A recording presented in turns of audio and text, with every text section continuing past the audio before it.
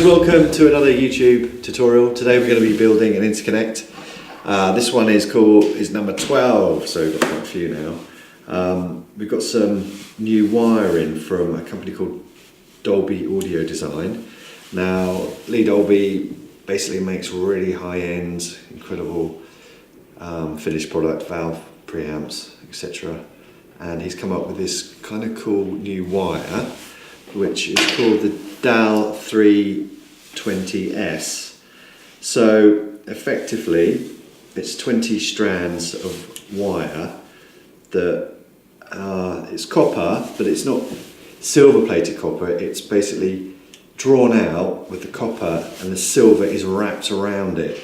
So slightly different. So as a result, the silver content is more than a plated copper wire. So sonically, I reckon it's going to be better. This is it here. This is the cable. It's got two wraps of silk, well, it's black and blue wrapped around, as you can see here. The thing about this stuff, this wrap, is it does fray some. So what I generally do is expose a bit like that. And then this is 3.2mm heat shrink clear, cut a little bit off. So over the top. This just stops the silk sleeving fraying. Like that. Done. You just snip off the ends. Snip up the frayed bit there. That's ready. So we're doing a 1 meter pair here, but just to give you general description, so this is one I made earlier. We're going to be using the WBT 0114, which is the lower cost WBT RCA plug, copper based. Great thing about WBT is it actually clamps down, so as you turn this, it pushes the earth contact onto the body of the RCA socket.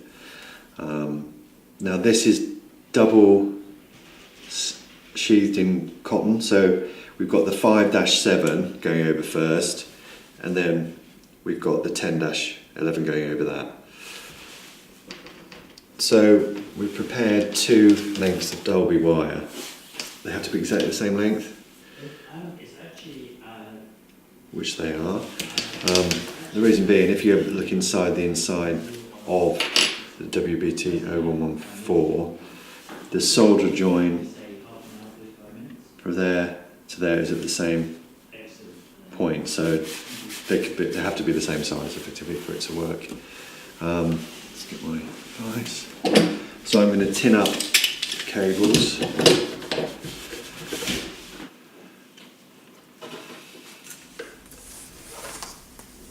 Let's do the other ends as well. Got something.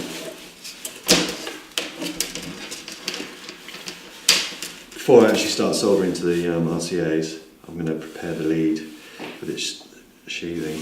So you can see the distance you kind of need there. So what I'm going to do is from there all the way down, the same distance the other end, we're going to prepare it with the cotton sleeving. So as with most 2-wire interconnects, I just do a light twist. So get them both in the vise, and then just give it a light twist. It's quite a stiff cable, this one.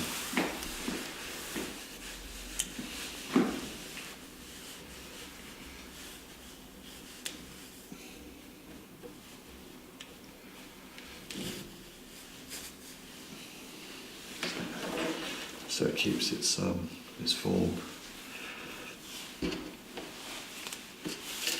So we're going to thread some 5-7 cotton sleeving, but obviously it's cotton, so it's a weave. and it can snag, so you can't just shove this wire through. You've got to keep it to cover it up. I'm using a bit of masking tape. So wrap it round like that and thread over.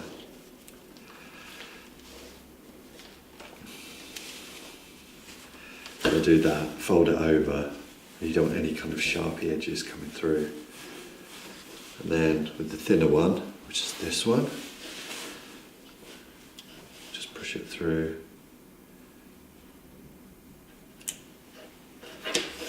Cut that down a bit.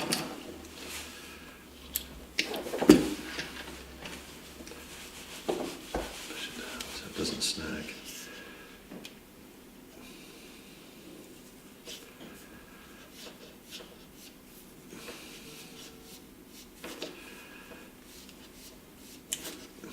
You're going to have some excess on this, but we'll cut that off at the end.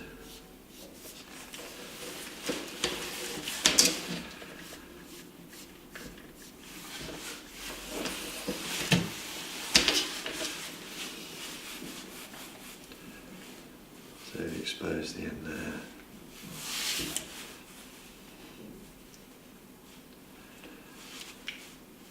It's good to keep that on. And then this heat shrink is the 9.5. So open it up. You only need probably about, let's do a marker. It's about that, isn't it? So it's probably about 7 centimetres.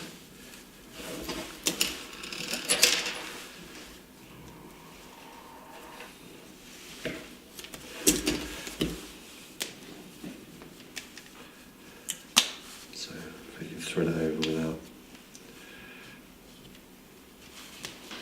It's always good to give it a little twist as you're going over it. You want to get the exposed ends out there. That's it.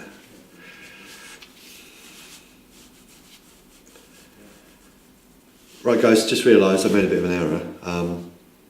This is silk. We're wrapping it in silk, as recommended by D.I.Y. So I think I mentioned it was cotton. It's not. It's silk. So we're just wrapping over the top of the cables, slightly twisted cables. 5-7 silk. We're just going to seal it up. Just cutting off the frayed bits with some slightly better scissors than I had a minute ago. Yeah, this stuff does fray pretty quick, so you'll have some excess anyway. There's plenty of give in this sleeving. Oh Lord! Note to self: buy scissors that are good and sharp. Right, there you go. So lay it down. Obviously, you want to cover the ends there, so the silk isn't showing. That's it. Let's go.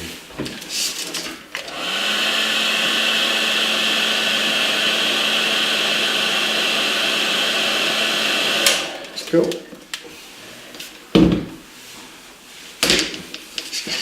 Just let it cool down a bit. It will still slide a little bit, but don't worry, because we're going to go over it again with the next one. So this is the silk 10-11, which we're going to go over.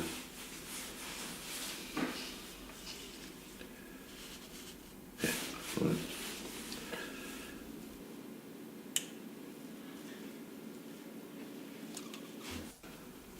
Right, I'm going to have a go at using this as 12.1.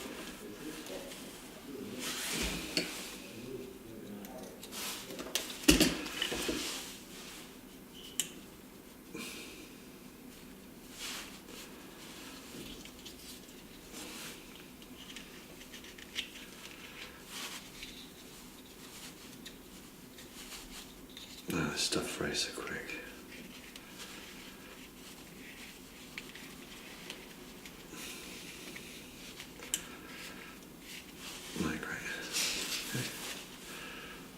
Shimmy, shimmy, shimmy. There.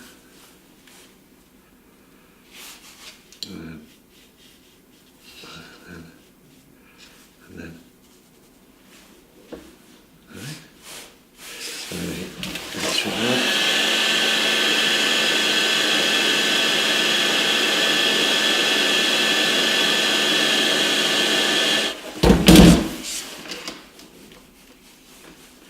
Now with this wire, it's not directional, the Dalby wire, but you still want to mark one end.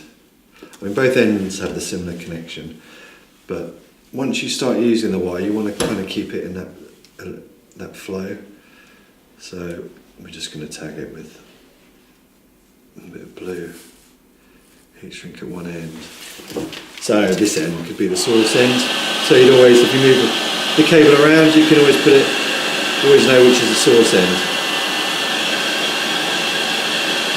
Look. So now we're going to solder this end up.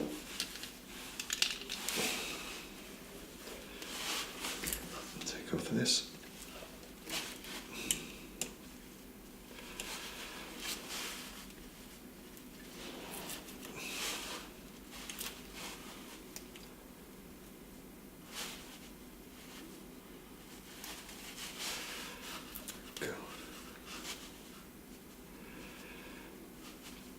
Well, that's it.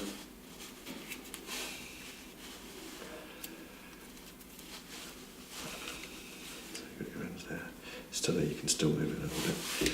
The great thing about the WBT kits is you don't have to remember to put the back piece on because it goes over the top like so. It's got a grub screw there for fixing onto the cable to loosen that off.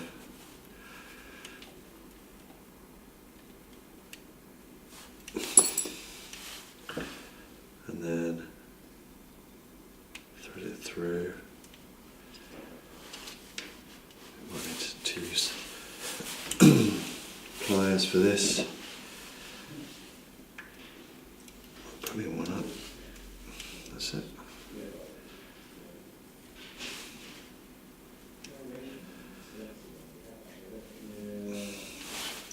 So what I'm going to do is just give this a bit of a flatten wire and this one. Like that. Wire put in the vise.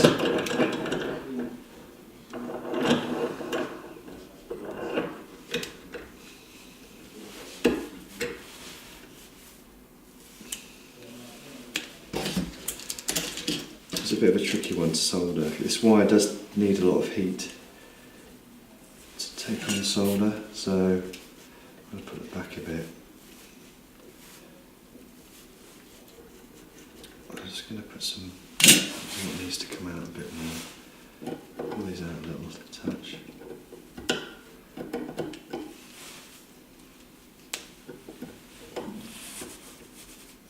Just tin it. Fraction.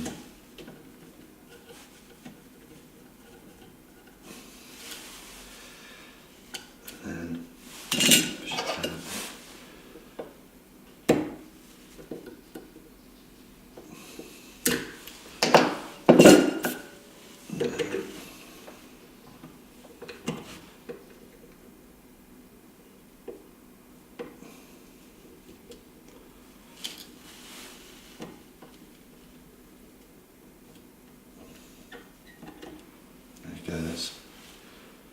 It's got contact. Just got to be really careful with the body of the WBTs because they're plastic and the solder around touches the plastic, it will melt it. So a bit of surgery required. Let's pull this one out.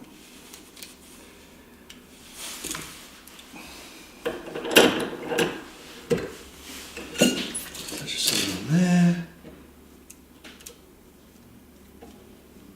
Touch solder there in the end.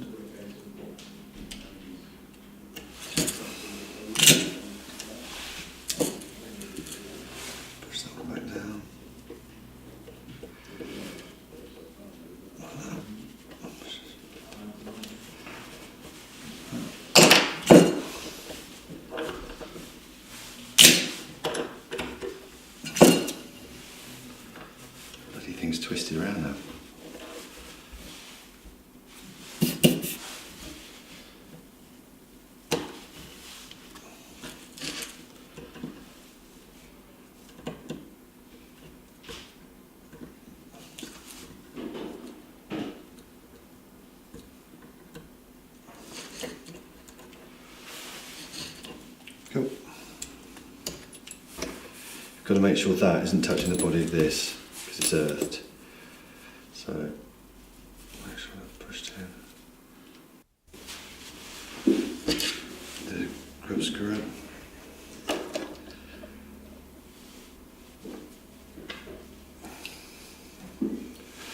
Make sure there's no continuity between the earth and the do. No, that's good. And then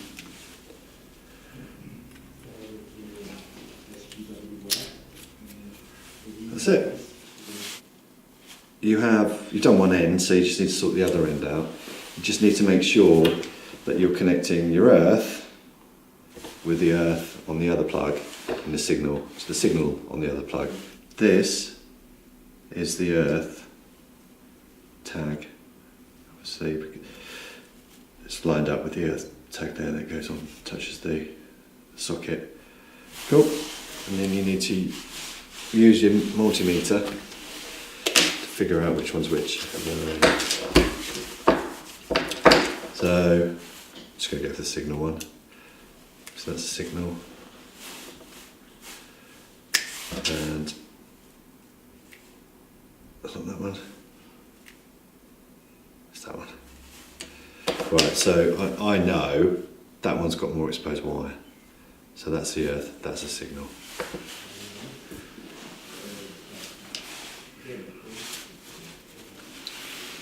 There you go. So we're going to give it a listen, see what we think of it, but I'm confident it's going to sound good. Yeah, a bit of a fiddly join, but it's a problem with having such thick wire, because it is quite thick. Soldering it to small tags can be a bit of a nightmare. Sorted.